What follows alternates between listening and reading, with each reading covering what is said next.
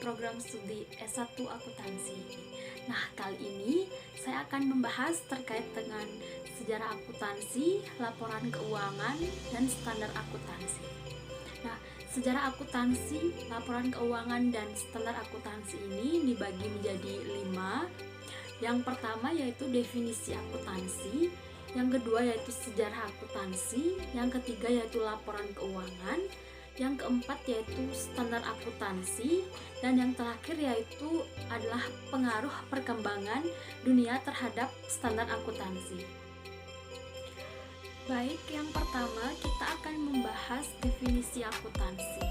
Nah, teman-teman di sini pasti sudah mengetahui kan apa itu akuntansi. Nah, akuntansi di sini adalah suatu proses pencatatan, pengklasifikasian, peringkasan, pengolahan, serta penyajian data-data transaksi yang berkaitan dengan keuangan, di mana nantinya akan menghasilkan suatu informasi yang akan digunakan dalam pengambilan keputusan. Yang kedua yaitu sejarah akuntansi. Nah, seiring berkembangnya ilmu akuntansi, terdapat banyak pihak yang memberikan pandangan mengenai perbedaan akuntansi. Nah, diantaranya yaitu yang pertama, akuntansi sebagai ideologi. Akuntansi dianggap sebagai suatu alat untuk melegitimasi keadaan struktur sosial, ekonomi, dan politik kapitalis. Yang kedua yaitu akuntansi sebagai bahasa bisnis. Nah, akuntansi sering disebut sebagai bahasa bisnis karena fungsinya untuk mengkomunikasikan informasi mengenai perusahaan kepada pihak-pihak yang berkepentingan. Yang ketiga yaitu akuntansi sebagai catatan historis. Nah, catatan ini akan menunjukkan bagaimana manajemen mengelola sumber daya perusahaan. Yang keempat yaitu akuntansi sebagai sebuah sistem informasi. Nah, di mana akuntansi merupakan teknik yang menggambarkan proses hubungan antara sumber data keuangan dan para penerima informasi melalui saluran komunikasi tertentu yang dinamakan siklus akuntansi. Yang kelima yaitu akuntansi sebagai realita ekonomi saat ini. Nah, akuntansi dianggap dapat memberikan gambaran mengenai keadaan atau realita ekonomi perusahaan saat ini. Yang keenam yaitu akuntansi sebagai komoditas. Nah, komoditas ini di mana barang yang dibutuhkan konsumen karena daya gunanya. Nah, output akuntansi yang berupa laporan keuangan yang berisi informasi mengenai posisi keuangan dan hasil kinerja perusahaan merupakan hasil dari sebuah sistem akuntansi. Yang ketujuh yaitu akuntansi sebagai pertanggungjawaban. Nah, di mana berupa laporan keuangan sebagai produk hasil akhir dari serangkaian akuntansi merupakan salah satu bentuk pertanggungjawaban manajemen kepada pihak prinsipal atau investor atau pemilik dana untuk melaporkan hasil atau kinerja yang telah dilakukan sepanjang satu periode.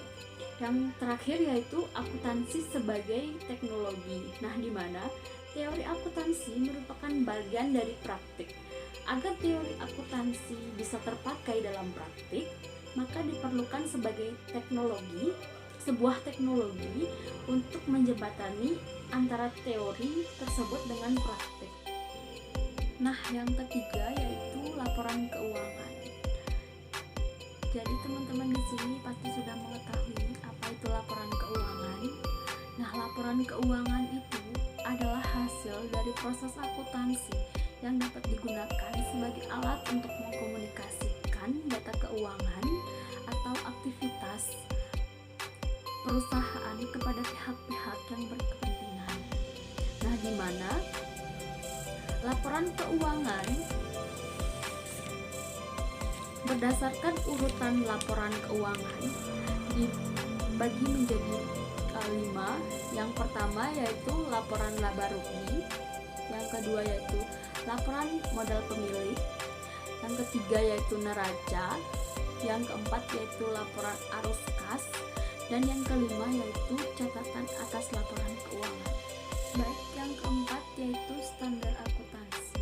Nah, dimana yang akan kita bahas yaitu standar akuntansi yang digunakan di Amerika, di Inggris, di Jepang, dan di Indonesia. Nah, dimana di Amerika standar akuntansi yang digunakan yaitu GAAP atau kepanjangannya yaitu General Accepted Accounting Principle.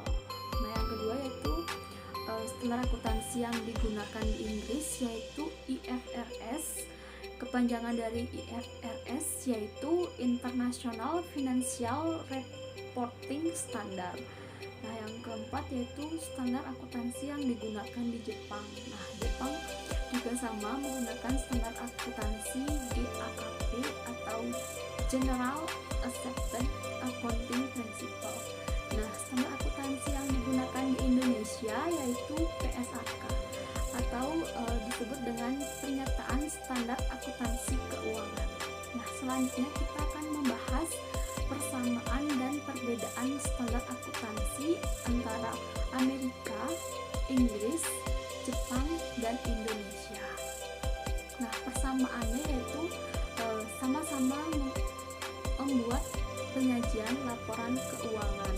Nah, perbedaannya yaitu dapat dilihat dari sisi regulasi dan pemilihan akuntansi, dan yang kedua yaitu dapat dilihat dari sisi komponen pelaporan. Nah, yang terakhir yang akan kita bahas yaitu pengaruh perkembangan dunia terhadap standar akuntansi.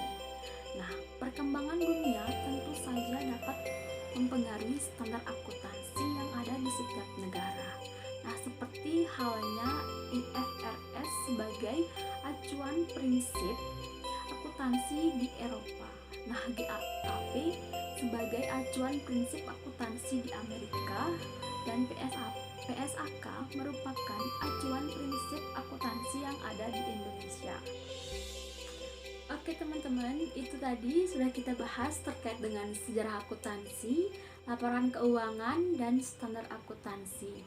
Nah, saya ucapkan terima kasih karena sudah menonton video ini sampai selesai. Semoga video ini bermanfaat bagi teman-teman. Nah, jika video ini bermanfaat bagi teman-teman, bisa di-share dari link video ini.